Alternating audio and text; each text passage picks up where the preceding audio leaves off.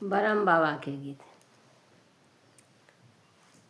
लीली लीली घोड़िया पाटा के फूदाना माए, पाटा के फूदाना माँ ब्रह्म देवा बेलाया सवा, ब्रह्म देवा बेलाया सवा।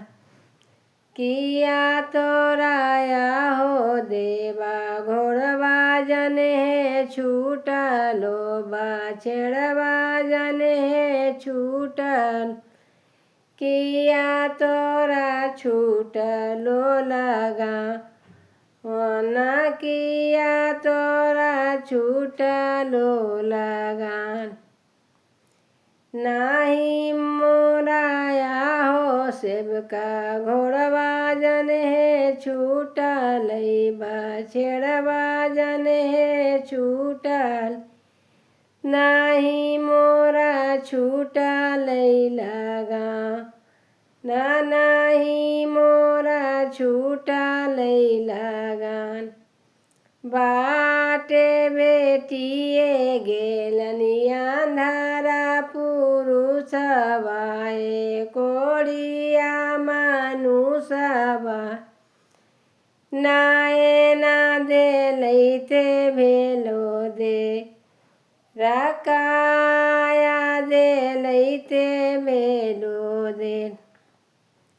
लीली लीली घोड़िया पाटा के फूदाना माए, पाटा के फूदाना माँ ब्रह्म देवा भेलाया सवा, ब्रह्म देवा भेलाया सवार। किया तोराया हो देवा घोड़वा जन है छूटलो, बछड़वा जन है छूटल। किया तोरा छूटलो लगा, ना किया तोरा छूटलो लगान। नाही मोराया हो सेवका घोड़वा जन है छूटल, बछड़वा जन है छूटल। नाही मोरा छूटल लगा, ना नाही मोरा छूटल लगा। बाटे बेटिए गेलो बांझी तिरिया बाहो, निराधन मानुषवा। पुत्र दे लैते लागल दे, राधान दे लैते लागल दे। लीली लीली घोड़िया हो पाटा के फूदाना माँ, हो पाटा के फूदाना माँ ब्रह्म बाबा भेलाया सवा, ब्रह्म बाबा भेलाया सवार। किया तोराया हो देवा घोड़वा जन है छूटलो, बछड़वा जन है छूटल।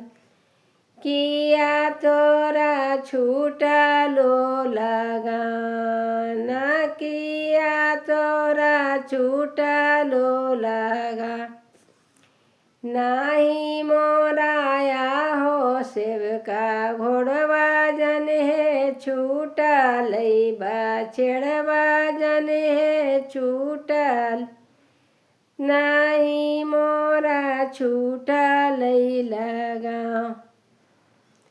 बाटे बेटिए गेलो, बाटे बेटिए गेलो काउना लड़िकवा, काऊ नहीं बराबा।